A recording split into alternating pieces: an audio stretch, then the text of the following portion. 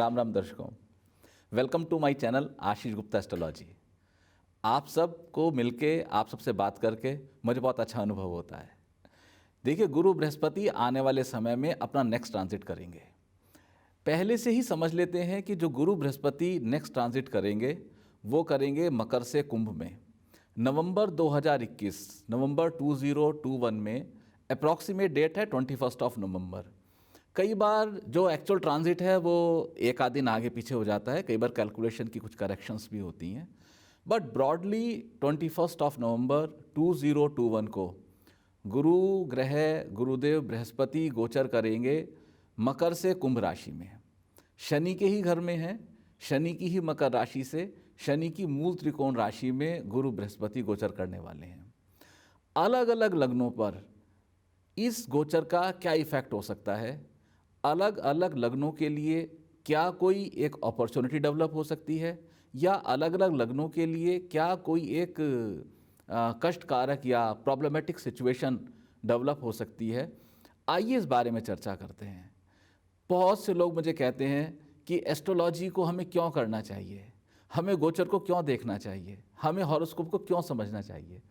मैं सबसे कहता हूँ कि हॉरोस्कोप, एस्ट्रोलॉजी, ट्रांजिट, ये जो भी कोई कॉम्बिनेशन है, वैदिक एस्ट्रोलॉजी, ये वैदिक एस्ट्रोलॉजी पूरी तरह से विज्ञान सम्मत है, साइंस आधारित है। लेकिन दोस्तों, मुझे लगता है हम लोग एक चूक कर जाते हैं। हम चूक क्या करते हैं, हम एस्ट्रोलॉजी को फाइनल डेस्टिनेशन समझ के बैठ जाते हैं। हम किसी ज्योतिष के पास गए, उन्होंने जो हमें कहा हम उसको डायरेक्ट पकड़ के बैठ जाते हैं। मैं आप सबसे आग्रह करता हूं कि please, astrology is not A final destination. इसको आप अंतिम बिंदु की तरह कृपया मत समझिए। आप इसको जानिए कि यह प्रारंभ बिंदु है, प्रस्थान बिंदु है, it's your starting point. Starting point पे यदि आपको कोई साइन मिल जाए कि ये दिशा इस तरफ जाती है और भाई ये दिशा इस तरफ जाती है, यदि आपको इस मार्ग का ज्ञान हो जाए कि मुझे किस रास्ते पे चल के मेरा क्या डेस्टिनेशन हो सकता है, आप इस आधार पे जब भी एस्ट्रोलॉजी का सहयोग लेंगे, आप इस बात को अपने अनुभव से जान पाएंगे कि astrology is a best friend of yours. इससे बेहतरीन दोस्त कोई नहीं हो सकता। क्योंकि गुरु बृहस्पति आप सब जानते हैं, विद्या के, धन के, सुख के, हायर एजुकेशन के, हायर प्रोफेशन के, ग्रोथ के, या आपको कहीं प्रमोशन मिल रहा है तो प्रमोशन के, परिवार के, मकान के, सब के कारक हैं। गुरु की कृपा के बिना भारतवर्ष का बच्चा बच्चा जानता है कि गुरु की कृपा नहीं होगी तो कुछ भी नहीं होगा, ना संसार में कुछ मिलेगा और ना आगे चल के धर्म या मोक्ष की प्राप्ति होगी। तो गुरु की कृपा हमें जरूर चाहिए, उसके बिना गाड़ी नहीं चलेगी। एक पुरानी कहावत है, जग रूठे तो गुरु ठौर है, गुरु रूठे नहीं ठौर। जिसका जगत में सब कुछ रूठ जाए उसको गुरु के पास ठौर मिल सकती है, लेकिन जिसका गुरु रूठ जाए उसको फिर कहीं ठौर नहीं मिलती। और मानस में इसका बहुत अच्छा उदाहरण आया है। आप सब लोग जानते हैं कि सती के पति भगवान शिव, जो उनके गुरु भी हैं, वो सती से नाराज हो गए थे। और जब शिव सती से नाराज हो गए और उस नाराज़गी की अवस्था में जब सती अपने पिता के घर कनखर हरिद्वार में यज्ञ के लिए आई तो वहाँ उनको कोई ठौर नहीं मिला और सती का जो अंत हुआ, उनको अपने प्राणों की बलि देनी पड़ी। ठीक इसी तरह से मैं कहता हूँ कि एस्ट्रोलॉजी में यदि आप अपने सबसे महत्वपूर्ण प्लैनेट गुरु बृहस्पति को संभाल लेंगे तो आपको अपने जीवन की हर अवस्था में कहीं ना कहीं ठौर मिल जाएगा। वो ठौर डिपेंड करेगा कि आपके अन्य ग्रहों की अवस्था कैसी है, आपकी दशा कैसी चल रही है, महादशा की क्या सिचुएशन है। या तो बहुत से लोग मुझे आग्रह करते हैं कि क्या हमें चंद्र लग्न से भी पत्री देखनी चाहिए और ट्रांजिट देखना चाहिए। मैं कहता हूँ हाँ, आपको चंद्र लग्न की पत्री भी देखनी चाहिए। हमेशा ख्याल में रहे कि चंद्र लग्न की पत्री आपके मुख्य लग्न की पत्री के अधीन है। चंद्र लग्न की पत्री से भी आपको पूरा का पूरा ट्रांजिट देखना चाहिए। मैं अपने इस वीडियो में आपको लग्न से ट्रांजिट बताऊंगा। दोस्तों, आपके जो लग्न है, लग्न आपको पता है, अपने हॉरोस्कोप में जो आपका फर्स्ट हाउस है उसमें जो नंबर है वो नंबर आपका लग्न है। इस लग्न के आधार पर आप अपनी पत्री को देखिए और जानिए कि आने वाले समय में, आने वाले समय की पिटारी में, इस पोटली में आपके लिए क्या क्या है, और उसी के हिसाब से मैं आपको कुछ सूक्ष्म उपाय भी दूंगा अच्छे के लिए, ग्रोथ के लिए, भलाई के लिए, या तो किसी कष्ट से निकलने के लिए अगर कोई उपाय आपके लिए कारगर है तो उस उपाय को आप अवश्य कीजिए। आइए दोस्तों, इससे पहले आगे बढ़ें, मेरी आप सबसे रिक्वेस्ट है, एक तो धन्यवाद है कि आप सब मुझे इतना प्रेम करते हैं और मेरे चैनल को आपने इतना सब्सक्राइब किया है। हमारे वो दर्शक जिन्होंने मेरे चैनल को अभी सब्सक्राइब नहीं किया है, वो कृपया मेरे चैनल को सब्सक्राइब करें, लाइक करें और अपने दोस्तों को, अपने मित्रों को इसका लिंक फॉरवर्ड करें, ताकि अधिक से अधिक लोग इस वीडियो को देख सकें और उनको बेनिफिट हो सके। आइए आगे चलते हैं। दोस्तों, कुंभ राशि में गोचर करने वाले जुपिटर कौन कौन से नक्षत्र से होके जाएंगे, आइए सूक्ष्म में उन नक्षत्रों के बारे में भी जानकारी ले लें, क्योंकि नक्षत्र जो हैं वो उस रास्ते के मालिक या उस रास्ते के भी डिस्पोजिटर माने जाते हैं। तो बृहस्पति गुरु जो हैं वो कुंभ राशि में 3 नक्षत्रों से गोचर करेंगे, धनिष्ठा, शतभिषा और पूर्वा भाद्रपद। धनिष्ठा का चरण नंबर 3 और 4, शतभिषा का चरण नंबर 1, 2, 3 और 4 और पूर्वा भाद्रपद के प्रथम 3 चरण इसमें शामिल हैं। धनिष्ठा नक्षत्र मंगल का नक्षत्र है। इस नक्षत्र की कुछ अच्छी क्वालिटीज़ हैं, कुछ इसके ट्रेट्स हैं जो अच्छे बुरे मैं आपको शेयर करता हूँ। ये एक रेस्पेक्टफुल नक्षत्र है, पावरफुल नक्षत्र है, नॉलेजेबल है। इस नक्षत्र में एक कामुकता के विचार आते हैं और व्यक्ति अचीवर होता है। इस नक्षत्र के जो नेगेटिव ट्रेट्स हैं, नेगेटिव ट्रेट्स मुख्य है कि ईगोस्टिक होता है बंदा और स्टबर्न यानी कि जिद्दी होता है। लेकिन इसका एक नेगेटिव का पॉजिटिव इफेक्ट है कि यदि वो अच्छे के लिए अपनी जिद ठान लेगा तो वो बहुत कुछ अचीव भी कर सकता है। प्रोफेशनली, हिस्ट्री से, रिसर्च से, साइंस से रिलेटेड धनिष्ठा नक्षत्र आता है। शतभिषा नक्षत्र राहु का नक्षत्र है। राहु के नक्षत्र शतभिषा की क्वालिटी है कि इस ट्रेट्स में, पॉजिटिव में, रिलीजियस होता है व्यक्ति, नेटिव रिलीजियस होता है, फिलॉसफर होता है, एम्बिशियस होता है।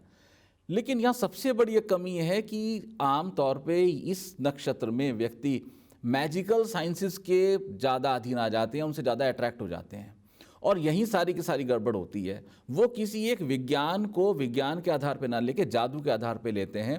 यदि वो किसी विज्ञान को साइंस के आधार पे लेंगे, मैजिक के आधार पे नहीं लेंगे, तो ये लोग बहुत ग्रेट अचीवमेंट्स कर सकते हैं। अगेन प्रोफेशन जो है वो रिसर्च और साइंस का है। पूर्वा भाद्रपद गुरु बृहस्पति का अपना नक्षत्र है। पॉजिटिव है, ट्रूथफुल है, हेल्पफुल है, काइंड है, एजुकेटेड है, सेंसिटिव है। ये गुरु बृहस्पति की जो पॉजिटिव ट्रेट्स हैं वो पूरा भाद्रपद में लगभग बराबर बराबर मिलती हैं। इसमें नेगेटिव क्या है, एक तो कई बार आदमी निराशावादी हो जाता है, लेकिन इसमें एक हेल्थ इश्यूज कई बार आ जाते हैं, बोन का इशू डेवलप कई बार हो जाता है और कई बार कुछ डायबिटीज़ की समस्या अपने इस नक्षत्र में, इस नक्षत्र के जातकों को हो जाती है।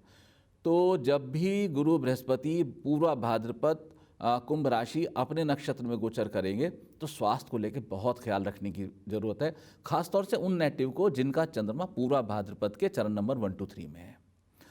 इसके प्रोफेशन कनेक्ट कर सकते हैं बैंकिंग से, फाइनेंशियल इंस्टीट्यूट से, एजुकेशन इंस्टीट्यूट से, इस तरह के इसका कनेक्ट कर सकते हैं। आइए अब लग्न वाइज देखते हैं कि किस लग्न में गुरु बृहस्पति हमें क्या फल देने वाले हैं। जैमिनी या मिथुन लग्न। मिथुन लग्न यदि आपके हॉरोस्कोप के हाउस नंबर 1 में न्यूमेरिक नंबर 3 लिखा है तो आपकी जन्मपत्री मिथुन लग्न की है। मिथुन, इसको इंग्लिश में बोलते हैं जैमिनी। मिथुन लग्न बुध की नॉन मूल त्रिकोण राशि है और ये बुध बृहस्पति से बहुत शत्रुता रखता है। इसीलिए मिथुन लग्न में, इवन मिथुन क्या, मिथुन और कन्या दोनों में, बुध की दोनों राशियों में गुरु बृहस्पति परम मार्केश बनते हैं। तो यहाँ तो एक बार एक बृहस्पति सप्तमेश या मार्केश हो गए और एक कार्येश भी हैं, दशमेश भी हैं। तो ओनरशिप मार्केश होके बहुत अच्छी नहीं मानी जा सकती, लेकिन इनका ट्रांजिट अच्छा है।